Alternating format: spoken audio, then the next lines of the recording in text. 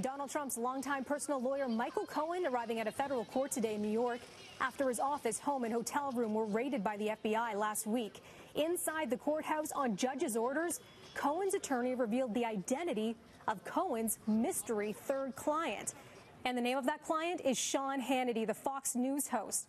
Cohen's attorney fought to keep Hannity's name a secret, saying he wanted to protect his privacy. But now we know that Hannity, Trump, and a GOP donor were Cohen's 3 recent clients. Also appearing in court today, Stormy Daniels, the porn star. She's involved in a separate legal battle with Cohen over a $130,000 agreement for her to keep quiet about an alleged affair with Trump.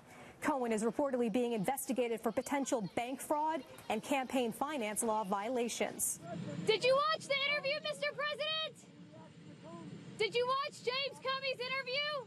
Now to Trump. He did not answer reporter questions this morning about former FBI Director James Comey's interview on ABC's 2020 last night. But the president did have a lot to say on Twitter before the interview aired, calling James Comey a slimeball, slippery too, a man who always ends up badly and out of whack.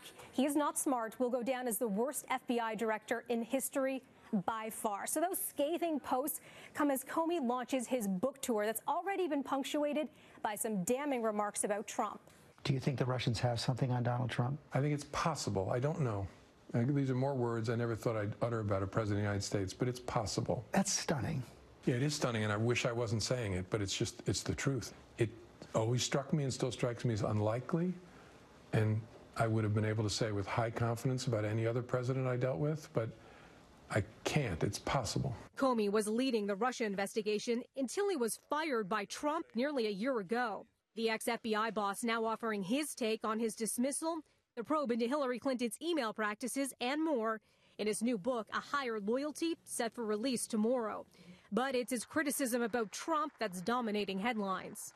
Is Donald Trump unfit to be president? I don't think he's medically unfit to be president. I think he's morally unfit to be president. White lives matter! White lives matter! A person who sees moral equivalence in Charlottesville, who talks about and treats women like they're pieces of meat, who lies constantly about matters big and small and insists the American people believe it, that person's not fit to be president of the United States on moral grounds. Expect to hear more from Comey during his busy book tour, which comes to Canada next month with a stop in Toronto. He's also scheduled to speak at a conference in Ottawa in June, just before the G7 summit in Quebec.